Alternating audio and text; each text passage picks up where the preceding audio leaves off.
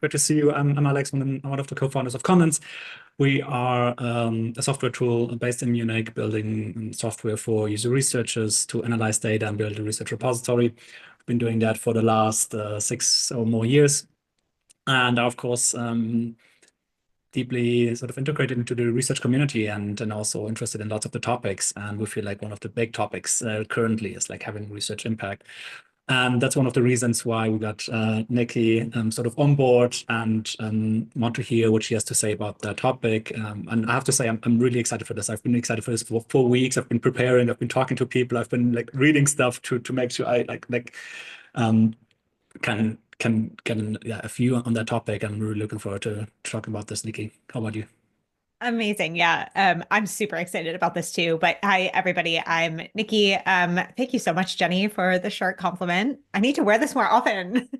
Clearly, I've gotten a few compliments on it. But yeah, I am a user researcher, and I currently run my own company, helping researchers move into that strategic space and showcase their impact.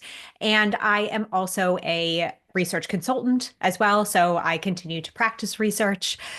And, it's just I'm doing a study right now, and I will say I want to just obliterate recruitment from the face of the earth. So I am having a good time doing some research this week.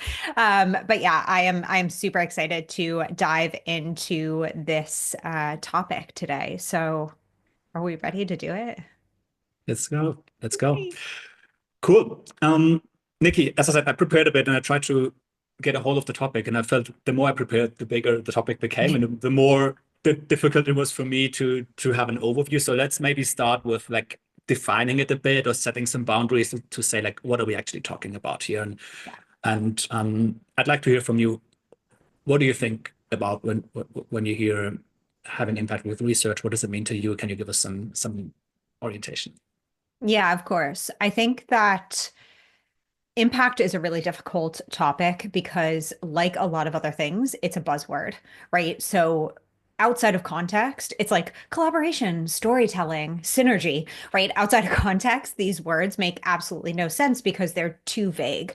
So, for me, I like to try and put impact within the user research sphere, right? And that looks for me like de-risking decisions and helping stakeholders make more efficient and effective and satisfactory decisions. So I actually think about the usability of impact because the three cornerstones of usability are effectiveness, efficiency, and satisfaction. That's how I actually think about impact. So how can I help my stakeholders make more effective decisions, faster decisions, and have them feel more confident and less risky about the decisions that they're making. So that's kind of how I think about it in the user research sphere.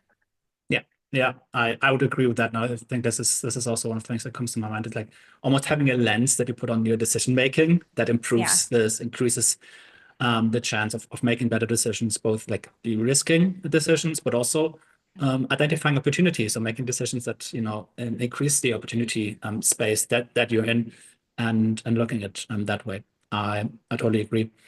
Yeah. I would add another perspective where that you can think about it, just to make sense of the topic, is to differentiate the impact of like doing impactful work and Yes. showing the impact of your work. And those are not the same thing. Ideally, like in the ideal world, they are aligned. And if you're doing impactful work, it's recognized, it's seen and shown.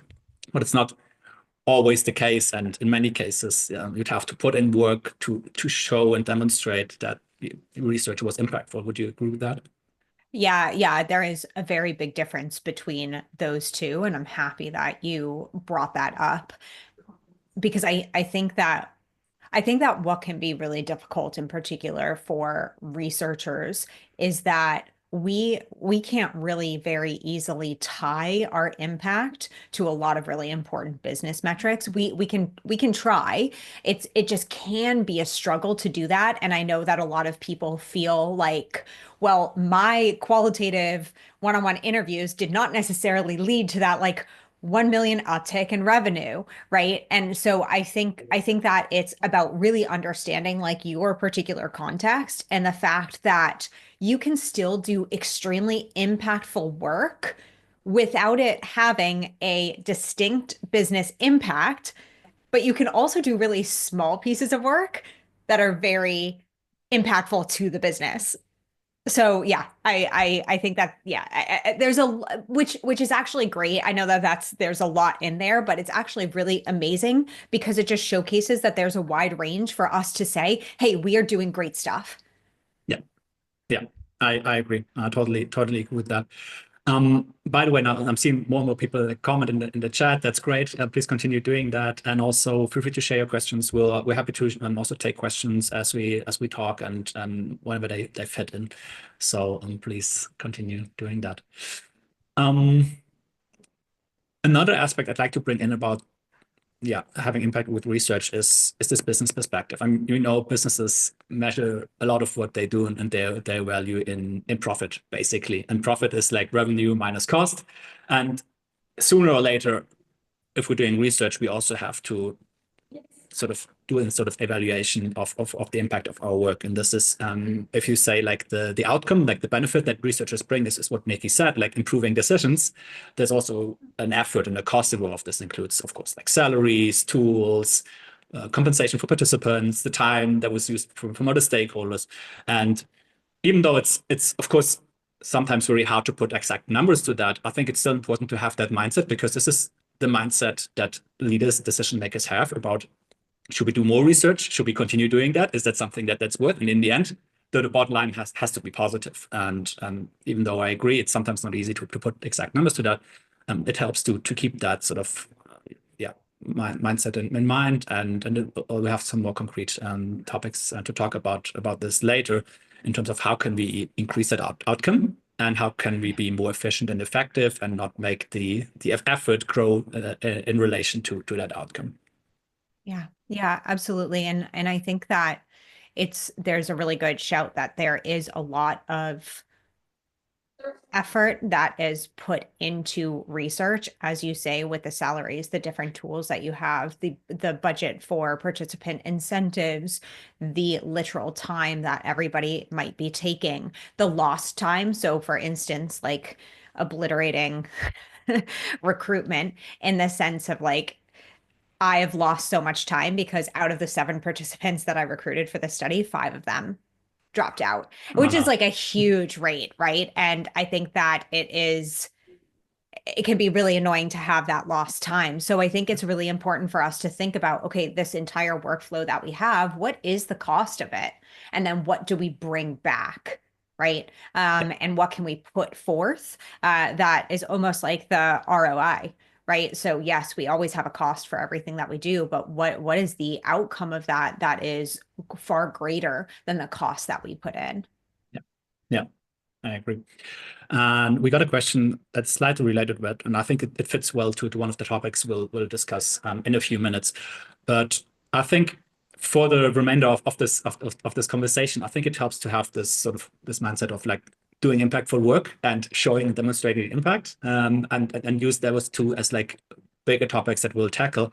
And let's start with like doing impactful work. I mean, of course, obviously, this is something everyone wants to do, and I mean, this is all where we put a lot of time in. So we also want, we spend our time worthwhile. Nikki, what are the things where you see time of researchers is spent in a way that's not impactful, or what do you think are the biggest risk of things that could potentially like be in the way of that and hinder that?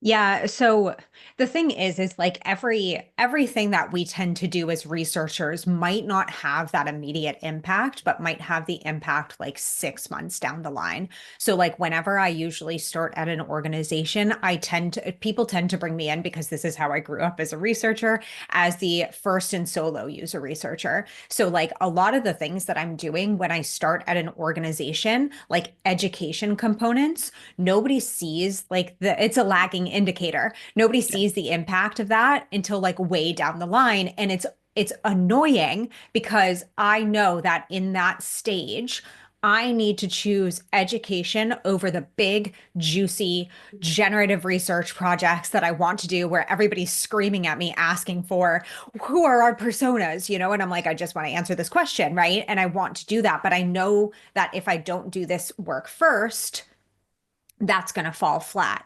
So Mhm. I think that really think about like the stage that you are in. Do you need to do some education now rather than hitting the ground running and doing research? And that's something that I really failed at. Like I used to join organizations and try and do like such a big topic, and then everybody would just be looking around like, who cares? Like how do we do this? How do we use this?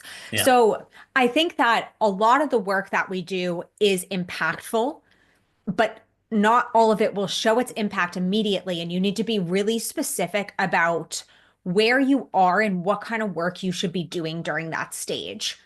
So, yeah, again, if you are kind of like sitting there saying, why isn't anybody listening to me? Nobody cares about my research. And like everybody, you're doing generative research and everybody's coming to you begging for you to do usability tests because that's all they can like understand. And that's the Mhm. decision and movement that needs to be made. You are fighting a losing battle. So I think it's about really understanding where you are, the context, the organization, the needs of the stakeholders, using that. And that doesn't mean that you have to run usability tests for the rest of your life. It's just playing to the advantage of where you are and then starting to pull in other things Yeah. once people see that impact. I'm done. No, that's perfect. That's great. No, I'm so glad that you say that. Um, do I get you right that you say that sometimes you also have to optimize for the short term, so you sort of optimize for short term sort of benefits to then be in a position to do like more like broader work? Is that what you're saying? I can't remember the last time that I've either gone into full-time or consultancy work where my first project out the gate has been generative research. Yeah. It's just not I've worked now with a client, like we work on a monthly basis where I'm doing one project per month for consultancy work.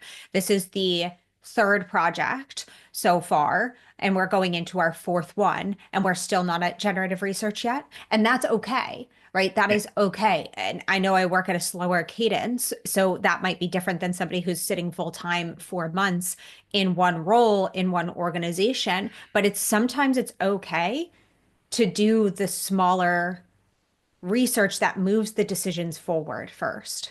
Yeah. Yeah. I agree because it has a meta level because it does like this education. It shows some of the value without a ton of time passing by, and it brings you in a better position for the next research. I totally like that. And I think this touches upon one of the most important topics in this bucket of doing impactful work. It's like deciding what to work on in the first Yeah. place, right? Prioritizing what to work on, and um, this is something that I experience. I mean, I'm both like working in the research community, research industry, and I'm also like a CEO. And I would Yeah. sometimes come to our researcher and be like, "Hey, we should do that, and we should do that, and we should do that." And I love when she does that, and when she's like, "Yeah, let's sit down together, let's talk about it 10, 15 minutes," and she would like ask questions, challenge things, be like, "Hey, we already know that, or we already have done research about that," and these kind of things. And after 10, 15 minutes, sometimes we're like, "Yeah, you're right. We should do that at all," or like we should have a totally different angle to that. And this is so valuable because it challenges the incoming research requests that you get, and basically helps to sharpen the thinking of everyone in the organization. And I think this in combination with knowing what the organization's overall goals are, what the business Yeah. case and business model of the organization is, what the organization is struggling with, what's important to leadership. If you can map that and bring that into the prioritization of the research, I think this is so valuable. Yeah. And I love what you said about you went to the researcher and the researcher throws back questions, because I honestly think that that is something that we sometimes don't do. So I know that I struggled with that a lot at the beginning of my career and even as like a mid-level. So I tend to call this like reactive versus proactive research. And I think that we should have a balance of both. There's not like one is the best and the other one sucks, right? Reactive research being when you receive a request and you react on it, right? You do the research almost as a reaction. Proactive research is either you yourself saying, hey, I know the space so well, and I see this question that needs to get answered, and here's the study we should do. Or you're going out grabbing all of those questions from stakeholders and then creating that study based on a proactive kind of measure rather than reacting. And I think that sometimes as researchers, and it's a blessing and a curse, right? When you start educating people, you start getting all these research requests in, and you're kind of like, uh-oh, this is great. This is what I asked for, right? It's like manifestation in all the wrong ways. And you're sitting there being like, but like, what do I do now? Because now every team is asking me for something, and I don't necessarily know how to, you know, organize these things. I'm scared of saying no because I said yes to so much, and I said, please, please, please do research. And now I'm telling you, no, I can't do research. And then I'm like so scared of all the things that I built coming crumbling down. And I think that's where what you had mentioned, like first questioning things and then understanding the broader business context is so important and can help you, because then you are not choosing as a researcher which things you are focusing on. You are choosing based on the broader context. And I think objectivity in that way can be a superpower, because you are not subjectively going, hey, stakeholder who came to me with a request. No, you're saying, hey, this isn't super relevant to this bigger context right now. Let's put it in the backlog. Yeah, yeah. And I'm totally in line with what you said, is that not only taking in research, but also being proactive and suggesting things totally makes sense, because as a researcher, we have unique perspectives. Yeah. Yeah, of course, we have to bring in the business perspective as well. But once we have that, I think this is a super valuable, unique perspective, and suggesting research also totally makes sense. I talked to a researcher recently who does that. They do like, I think it was 7 or so projects per quarter, some small, some big. And at least one of them would usually be self-initiated, that was not initiated with a stakeholder. And this makes sense. At the same time, he said that they would also not want to do like too many of those self-initiated ones, because there's always the risk of, not exactly meeting stakeholder needs. I mean, the good thing is that when a stakeholder comes to you with a research request, you know that there's at least some sort of demand. You still have to, poke around and ask, but the good thing is, there is demand.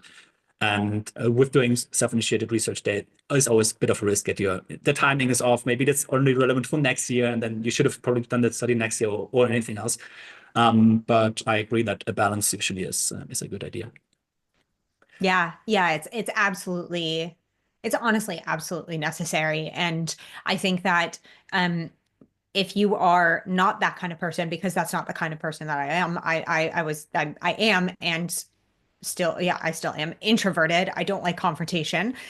So it can be really hard to say, hey, no, maybe not to that, but why don't we go and do this other study that I think is better? What I always recommend doing if you struggle with that is like have clear reasons that positively impact that stakeholder of why your study that you're recommending might be better. How like I learned because I used to try and do this and just be like, well, I went from like literally being I'm so scared of saying anything because I'm imposter to being like, well, I'm the expert. And both of which are not great extremes, right? And so like I was just like, no, that's dumb. Let's do my idea instead, which is not at all helpful. So like whenever you are saying no to a stakeholder, in that sense and recommending something else, always say what the value of that other recommendation is, right? So what is that bringing to the stakeholder that that other study that they recommended might not? Yeah, yeah. Almost using it as an opportunity to learn and potentially identify blind spots, because there might be like the case where maybe you have not seen something or it might be a case where like the stakeholders maybe totally unrelated to this other stakeholder, and there might be an overall optimization problem, of course. But this is what organizations face either way. Just looking at the comments on the Q&A and see if there is something that's relevant for this particular section. We have a lot on like education. Yeah, yeah. Maybe you can take on this from Q. Nikki, can you tell us more about how you approach educating an organization, for example, to make them appreciate the value of generative research? I think you already touched upon that, maybe not starting with generative research in the first place. Do you have more to say about that? Yeah, so what I do is I especially if somebody doesn't appreciate something, I try to understand why. Right. Mhm. So if there's stakeholders, I used to scream at them. I literally like I was such a I was not fun sometimes. I'm very short, so it's actually probably quite funny for people to like see me like yelling at them. But like I would get really heated on this particular topic because I was just like, why don't you understand? Why don't you understand how important it is? It's so important. It's so important. And the problem with that is I was not at all empathetic to my stakeholders. And so what I tried to do is understand like, hey, like why aren't you interested in getting answers to these questions? Like what is the blocker? Because usually there's like some sort of pain point. Like honestly, just put your researcher hat on. There's some sort of Mhm. pain point with this where it's like time, effort. They're not sure what the outcome will be. They're not sure how they can action on the outcome. They might have had a bad experience in the past with it, and that's spilling over. So I first really try and understand why that kind of hesitancy is happening and why they're not appreciating that or wanting that. And then the other thing that I do is I tend to sneak generative research into every single session that I do. Mhm. And so I will pick like one more broad question. Like, let's say we're doing a usability test. I will pick for the beginning of the session one more like a broad question that could be tied to that usability test, but is much more generative. And I will ask that through every single one of my usability tests as a starter question. And then I will start to tell people, hey, this is the kind of stuff that we can get from generative research. So I have given up trying to convince people about things. And instead, I'm trying to understand why they are opposed to it or hesitant, and then showing them the actual value through really small things that they can then action on. Because a lot of people are like, generative research is impossible to action on, which, like, to be fair, I shared crappy insights from generative research where I was like, do better, essentially, like, and that's not helpful. So, like, it's showing that in small measurable ways where they can actually do something with it, and then they start to like want that from you and ask you for that. So that's what I would recommend. That's a valuable and helpful. I love that tip for multiple reasons. One is because it helps to introduce generative research early, but I think it also helps with this problem that researchers often face is that they would get questions and they don't have answers immediately. Like timing is a really big thing, and you would have to set up study and find the people, and until you have some insights, then the team has moved on to the next thing. And if you Yeah. do some generative research continuously, there's at least something you'd have to say. You have a couple of, I don't know, conversations, interviews, tests every week, and Yeah. there's at least some insights that you can use, and it's may have not the depth and that you would need, but at least something that you can build on and continue working. Um, Funnily enough, related to that, I talked to a researcher 2 weeks ago who said that they're not convinced of the value of generative research anymore. And their organization was like, that's interesting. Why is that? And he told me that they did this big study on one, it was a marketplace. So they worked on this one user group a lot, and they combined like qual data and quant data, and was very extensive. And they had like this super cool user journey set up, and with quotes and moods and emotional states and everything. It was and like the way he talked to me and explained it, and I felt like, hey, this sounds super valuable. I mean, based on what you just told me, this is super great. So why wasn't it valuable? And then he said it was two reasons. One was the stakeholders said that there was Yeah. nothing Oh new. They God. knew a lot about that. Yeah. And the second was that this user group was not their focus for the organization and overall right now. And then to me, I thought about it in hindsight and was like, this doesn't seem like generative research is a problem. It sounds more like a prioritization problem. Like this is something that, yeah, you could have like found out ideally like earlier and have an idea about and again coming back to this topic of prioritization and what to work on in the first place. I think this is like so important to make sure that it hits the sweet spot and brings the exact insights that the stakeholders need at that time. Yes, just yes to all of that because I feel you. I remember my first persona project. I went away. I did the disappearing act, which I never recommend doing. So please don't do the disappearing act where I disappeared for 6 weeks. Mhm. These personas, they were horrible. Oh my God, they were so bad. So, I mean, that's among other things, but and I worked so hard on them. It was like blood, sweat, tears. I was so nervous. And everybody was like, cool, yeah, we kind of already knew that. Yeah, these aren't really like that helpful, but like thanks anyway, you know, and I was like, oh my God, like this is the worst thing that has ever happened to me.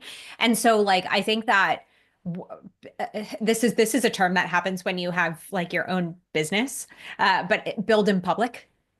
So do the stuff that like continuously share with your stakeholders, build these things in public, make sure that things aren't pivoting because the number of times that things pivot and you're like in the middle of a project and you have to like slightly change things to make it still relevant for the team, that happens all of the time. And so I would say like continuously be sharing these things to make sure that you don't end up in that situation where everybody knows the answer, which is the worst feeling in the world.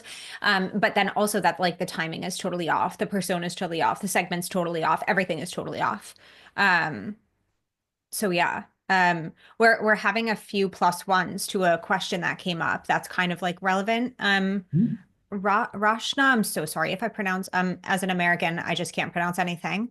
It's what kind of generative research do you tend to add into each of these studies? Can you give us a few examples to help us understand your advice on how to approach adding it? I think this is the usability um, tests where I like shove generative research into it. Uh, for um, for this, like let's say that we have a 45-minute usability test, and I will use an example for a travel company. So I was doing a usability test on like accounts for people who were traveling on our app and like what that account looked like, and it was just like looking through that. And at the beginning of the usability test, I asked the more broad question because it was something that I knew we had like a hole in terms of our gap of knowledge. And I literally just asked one question at the beginning of every like 45-minute usability test. 15-minute would be talking, 10, 15 minutes talking about this, 30 minutes for the usability test. I was like, hey, tell me about the last trip you took and what inspired that trip. Because the big question that we were trying to answer, or that I wanted us to answer with generative research, was travel inspiration, because that was like an innovative space for us to actually step into. So that's like an example there of like, yes, I'm not really talking about inspiration during the usability test, but it's still relevant because I'm talking about travel. So I started that and I dove into like, oh, what did you use to get inspired? What did you look at? Like all of those follow-up questions. And then I went into the usability test. So that's kind of like a good way. Just take a question that's still semi-relevant and just put that open-ended question at the beginning, take 5, 10, 15 minutes, and then move on to your usability test. I hope that helps. Thanks so much for sharing. We get another question here about prioritization. It says anonymous attendee, so I don't know the name. How to help your stakeholders better prioritize their product roadmap when they always want quick wins rather to invest in things that will really drive the biz forward long term? Have you encountered that before? Yeah, all the time. Everybody wants a quick win. Everybody wants every quick win in the whole entire world. I want a quick win. I get it. So I would recommend, so when you have stakeholders who are like looking for these quick wins, first off, I would start with addressing those quick wins. And then I would start asking the questions of, in addition to what we are doing, on top of what we are doing, what is one bigger question that we want to answer? So instead of trying to like force them to prioritize all of these big things, really try and narrow the scope of like so I'm a huge fan of like narrowly scoped generative research. So what's one question that we need to answer? So that's what I would do. That's what I've done in the past is like, I'm like, okay, yeah, we're doing these usability tests, but what is this like one bigger question that might help us with prioritizing something like larger, something innovative, like something that's like a really, really big problem that people keep seeming to run into, and like let's try and get the answer to that. That's how I would particularly go about it. Alex, do you have any like wisdom? No, I think this summarizes it perfectly well. I mean, I guess this comes back to the important topic of stakeholder relationship and building that relationship, building the empathy, also trying to understand what is behind there, what are their motivations and incentives behind that, to understand sort of the system behind. But I agree with you.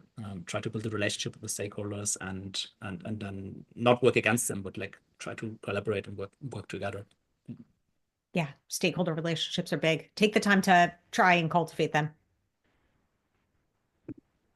Um, and we got another question about the educational component. This is what you talked about earlier, Nikki.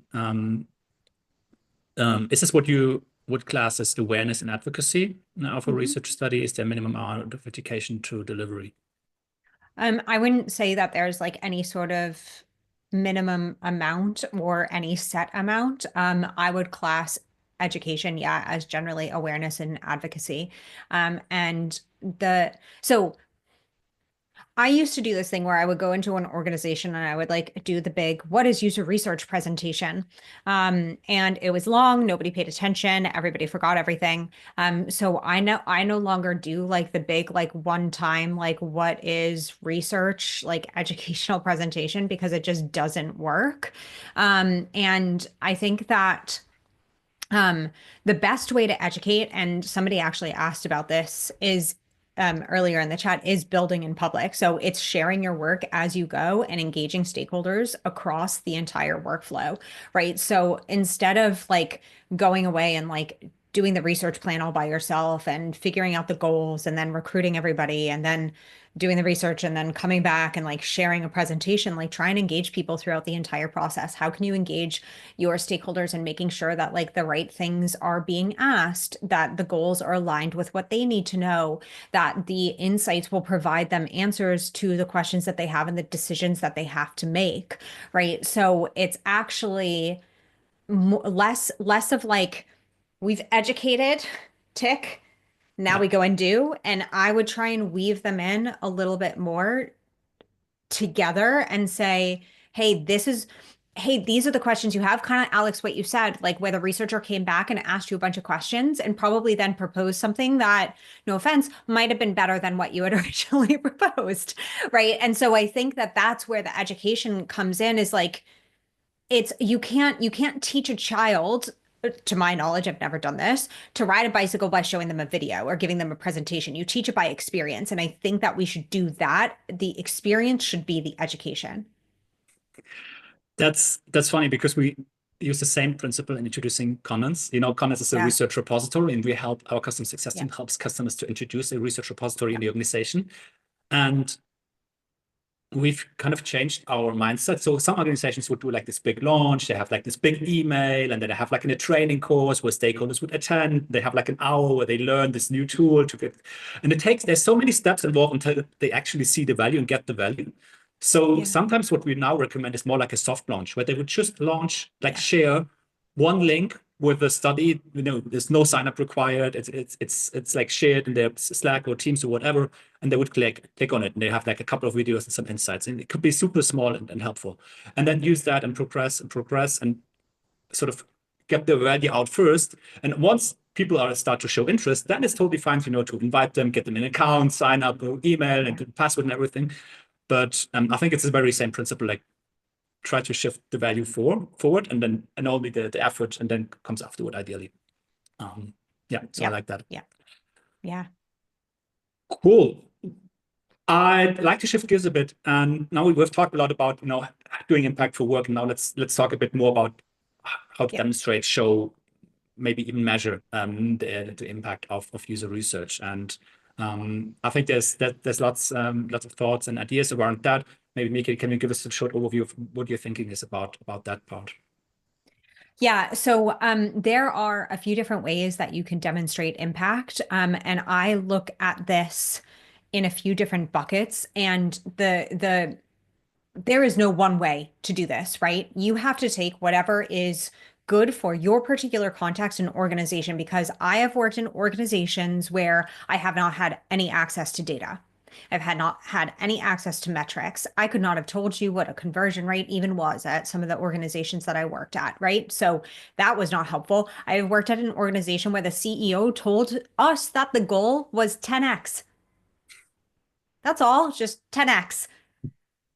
Okay, cool. So, what am I measuring? So, that was not at all helpful, right? And then I've had organizations where I've had access to great goals, great roadmaps, clear objectives, and metrics. So, you need to take whatever your current organization where they sit and apply this to that. Don't try like it's like I tried when I started as a user researcher to apply IDEO's process to a startup that had never done user research before. I failed miserably and I was trying, why Zoom? I was trying so hard to do something that didn't make sense. So please always take impact within the context of your organization. So you can look at it as business metrics, right? So that's more like of the external product. You can look at it as qualitative feedback from your stakeholders of how well things are going.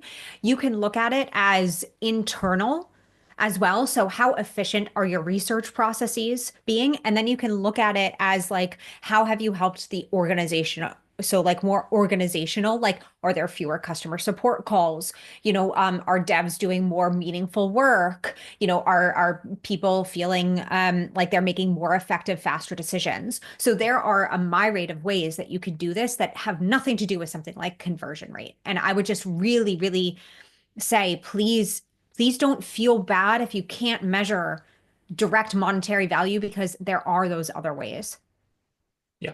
I think this is like, if we have one main message of this conversation, this should be it. There's a difference between demonstrating the value of research and measuring the value of research, right? And Yes. yes, in an ideal world, we would always be able to connect research to the bottom line and see like how much revenue has increased or cost have decreased.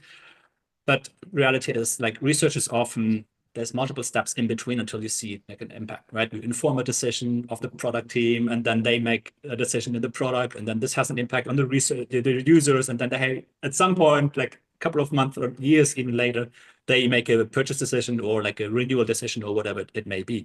So time is an issue, and it's really hard to track with like a ton of other factors coming in. It's really like difficult to pinpoint like what was the impact of research in an isolated way. It's really hard.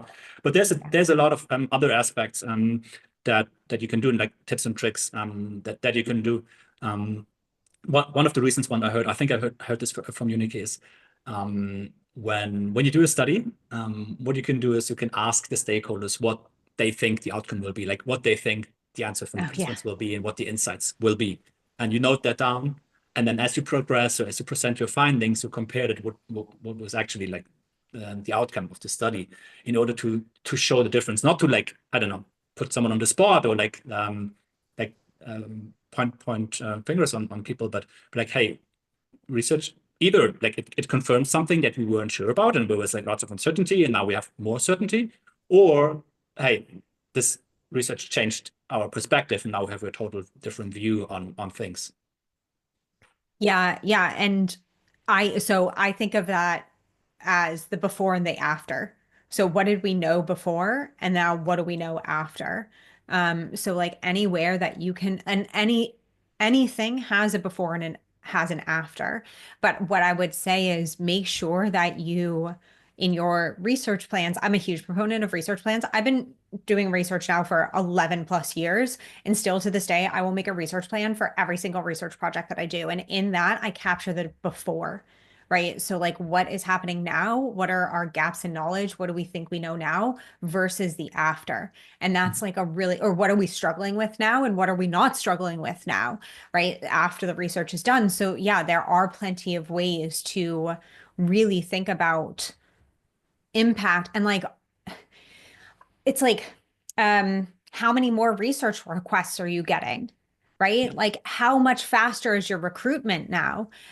How have you optimized? So something is what I love Condens for is like digging into past research so that you don't do dumb research. Like you can literally say the number of research studies avoided, Yeah.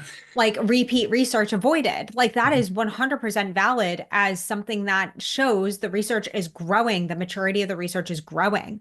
And so I think that it's really important, like get creative thinking about your own as well before and afters, right? They don't always have to be tied to a stakeholder or a product, but what are your before and afters for all of your research projects and continue to track that. Yeah. Yeah.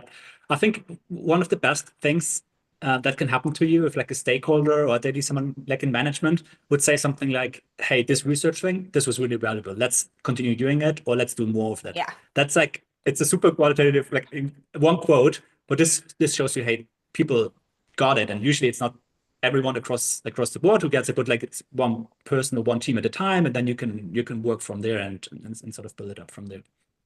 Yeah, yeah, absolutely. Like, and I do something where I send stakeholder satisfaction surveys. This is a little bit easier if you're in-house rather than as a consultant, unless you're working like contractually with the same team. So for instance, as I said, I'm doing a monthly project with this team, so I would send stakeholder satisfaction surveys. And those are really great ways to track your impact and get those insights in a less organic way, maybe, where you're asking, how did it go, essentially, and understanding like the process that the stakeholders went through. Was it any worse? Was it any better? Where could we optimize?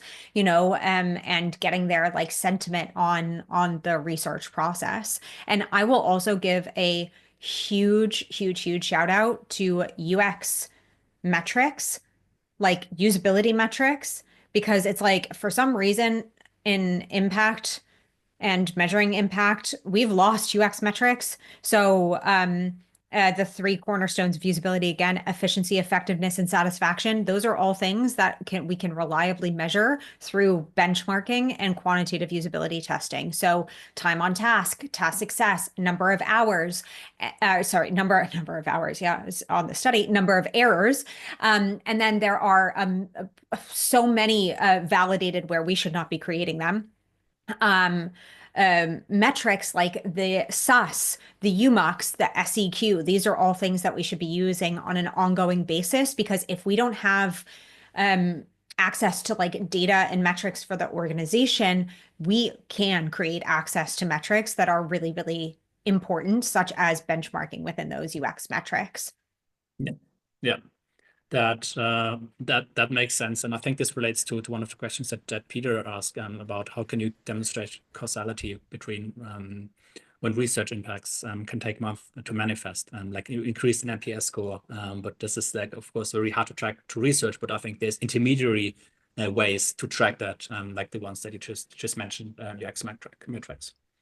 I will also say is like there's this thing where like a lot of people are like, you can't show the monetary value of user research because an interview does not equal revenue. And I will say that you're totally right, as in like I have not sat here and done 12 interviews and therefore the company now makes more money. We are part of a larger function, and we all have that part to play. So it is the wider organization, it is the wider group of people who are all working together and collaborating to eventually cause this thing to happen, right? Which can take weeks, months, years. But when you are sitting there and saying, well, it wasn't me, you are hurting yourself, because in your resume, if I've been a hiring manager for about like 5 years, and I still do quite a lot of like help with resumes. If you put on your resume that your research helped to uplift certain metrics, or if it changed certain things, I'm not sitting there being like, I can't believe this person thinks they're responsible for like the entire success of the company. I'm saying, great, this person understands a little bit more about how research can enable the entire function to move the entire organization. Right. I'm not like, nobody's like sitting here saying research does everything. We are just enabling the things to move forward properly so that these things can happen. So don't feel bad if you're like, well, I don't know if I did that or not, or I'm just one part of it. That's okay still to like talk about. Yeah, yeah, I agree. I mean, it's a complex function that requires everyone. Research alone can't do it, but research can certainly enable it and make everyone more effective and efficient. Yeah. Nikki, let's spend the last few minutes on Questions. questions. One more question from my side, like how to create like visibility. Like, do you have any tips? I mean, we talked about tracking, and by the way, everyone will receive Nikki's impact tracker. She has a template. Maybe you can talk shortly about that. And then any tips about how to create more visibility for your work in the organization and make it shine, basically? Talk about it all the time. Literally, like talk about the things that research is changing all of the time. That like everybody talks about the goodness of their function, so much. Like, so showcase these things. Like, I used to do monthly newsletters. I did quarterly roundups and presentations. I dropped things in Slack, like, oh, hey, remember, like, we made this change because we did usability testing on this like feature prior. We should probably do usability testing on this feature that's coming out, right? So share it in there, write it down so you have it Yeah. so that you can easily share it. Please, please, please, like, sit down every 2 weeks or month and write down all the good, amazing stuff that you have done, so that you remember it and that you can share it. And don't be afraid to share that information because it is part of the educational process. So I would say, in the best and most humble way, scream it from the rooftops as often as you possibly can, because that will help people connect these things. They say, and this is like Instagram, right? Instagram, you get ads for things, and capitalism, right? You get ads for things. They say that you need to see certain things, like it could be up to 47 times before you make a purchase decision, right? You have to see things a lot of times before you make a decision. So people have to see things a lot of times before they understand the connection. So help them make the connection by saying it 47 times. Yeah, yeah. Be your own marketing department, essentially. Yeah. And Yes. we'll share Nikki's impact tracker with you guys, because it's important to keep track of that, and keep track of it real time, and then be able to use that either in a quarterly roundup or in your salary negotiations and, Yes. and other conversations as well.